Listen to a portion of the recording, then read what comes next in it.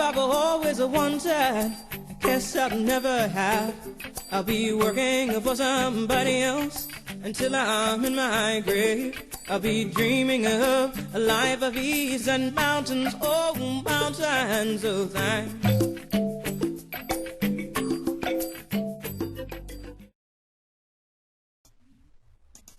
Different types and classifications of nirvana were defined by the Buddha Gautama, including nirvana with and without remainder of upati, and nirvana in life and after death.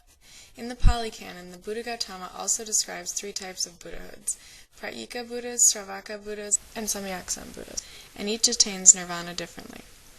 There also exist great differences of opinion about the attainment of nirvana, such as between the Mahayana and Theravada sects, where the Mahayana believe that everyone will attain nirvana as Samyaksam Buddhas, while the Theravada believe there are certain ways one must live to achieve the goal of either the Sravaka Buddha or the Pratyeka Buddha, and the goal is not the Samyaksam Buddha. What is nirvana? This is the hardest question Buddhist philosophy has to address. The Buddha Gautama addresses its nature in many texts, including the Dhammapada, the Atharva Veda, and the Pali Canon. Also presented are some thoughts on the nature of nirvana, as contemplated by Nagarjuna, one of the most influential Indian Buddhist thinkers and the founder of the Madhyamaka school, as well as one of the Buddha's disciples, Aniruddha. Sweet lazy life, champagne and caviar. Hope you come and find me, 'cause you know who we are. In the Four Noble Truths and the Pali Canon, the Buddha Gautama described nirvana with and without remainder of upati, in life and in death, as well as three types of Buddhas. In the Third Noble Truth, the Buddha Gautama discusses nirvana with upati, which is attained during life by an arhat, and nirvana without upati, which is attained in death. An arhat has attained nirvana, but the five faculties remain in the living body, and therefore, because of his or her previous actions and mental defilements, they still experience suffering and feel emotions like happiness. The Buddha Gautama states in the Third Noble Truth, "In him, that which is the destruction of attachment, hatred, and delusion.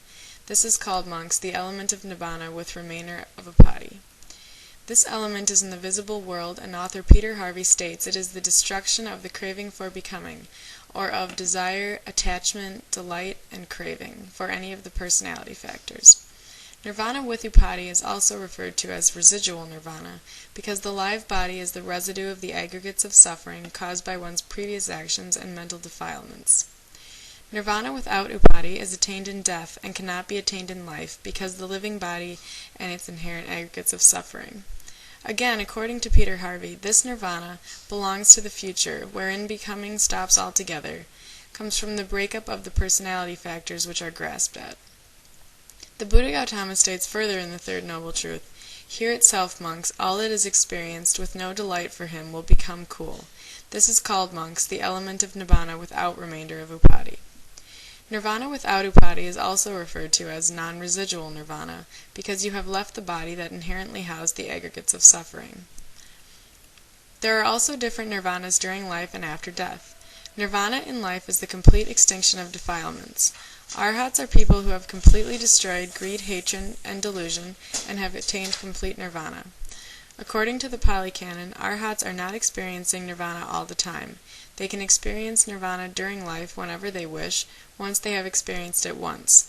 An arhat experiences nirvana during life, but personality factors still recur. Now we examine nirvana in death.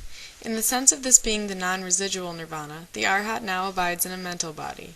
The arhat is now free of the aggregates of suffering which are inherently housed in the physical body.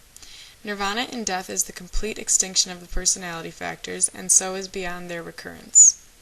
The Buddha Gautama described three different Buddhas: the Pratyeka Buddha, the Sravaka Buddha, and the Samyaksam Buddha. The Pratyeka Buddha is one who attains nirvana by themselves, but they keep silent and keep the discovered dharma to themselves. The Sravaka Buddha is one who gains nirvana but attains enlightenment by hearing the dharma as initially taught by a Samyaksam Buddha. After attaining enlightenment, Sravaka Buddhas might also lead others to enlightenment, but cannot teach the dharma in a time or world where it has been forgotten or has not been taught before. Finally, the Samyaksam Buddha is one who gains nirvana by their own efforts, without a teacher of the entire path.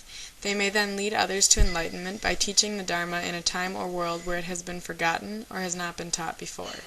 Everyone one will look at me with envy and with greed. Now revel in their attention, and mountains, oh mountains. The Buddha outlined some principles for attaining nirvana, as well as the 3 types of Buddhas, but greatly differing beliefs concerning how one attains nirvana still exist. Some basic principles outlined by the Buddha Gautama are agreed upon about the attainment of nirvana. One must break free of samsara, that is, break the 12-linked chain of pratitya samutpada in order to end their suffering. To accomplish this, one should follow the Noble Eightfold Path. A clarity of the mind and stopping of thoughts, called samatha, must also be achieved so that it is possible to see the truths of the Buddha's philosophy, called vipassana, such as the formless nature, selflessness, and interconnectedness of all things. Nirvana can only be attained as a human. Lastly, the Buddha also stated that nirvana could be experienced by the body itself. As examples of the dispute over it, there is a great disagreement between the Mahayana's position on the attainment of nirvana and that of the Theravada. The Mahayana called themselves the Great Vehicle, and referred to the Theravada as Hinayana, or the Lesser Vehicle. Mahayana emphasizes that the duty of enlightenment is to work compassionately to relieve the suffering of others, and argues that all sentient creatures will ultimately achieve Samyaksam Buddhahood.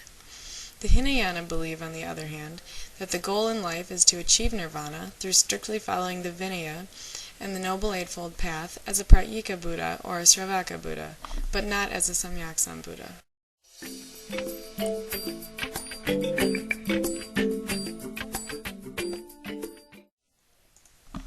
The most difficult question in Buddhist philosophy is unarguably, what is nirvana? Some facts about nirvana are concrete. Translated from Sanskrit, the term nirvana means extinction and/or extinguishing. From the Buddha's teachings, nirvana is the final termination of one's existence within samsara. It is the end of rebirth. Nirvana is also a formless, unconditioned realm and the ultimate goal of Buddhism. Finally, it is stated in the Pali Canon, the ceasing of becoming is nirvana. The Buddha Gautama addressed the topic of nirvana in many discourses. His most detailed dissertation on nirvana is from the Pali Canon. It states, "There is, monks, a condition where there is neither earth, water, fire, nor air, nor the sphere of infinite space, nor the sphere of infinite consciousness, nor the sphere of non-perception. There is no going, nor staying, nor passing away, nor arising.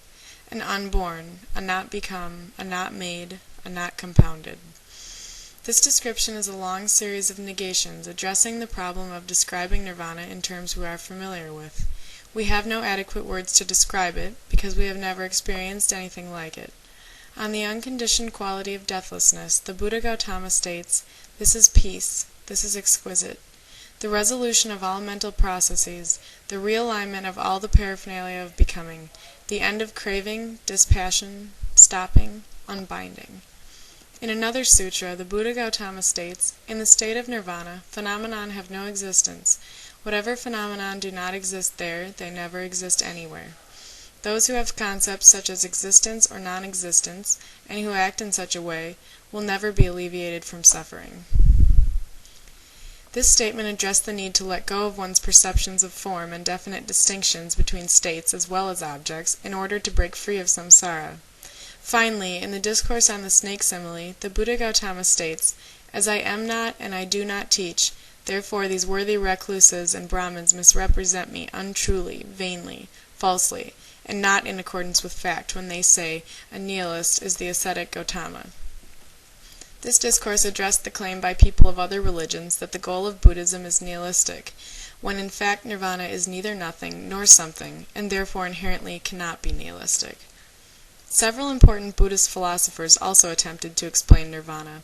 Nagarjuna, a very influential Indian Buddhist thinker and the founder of the Madhyamaka school of Buddhism, described it as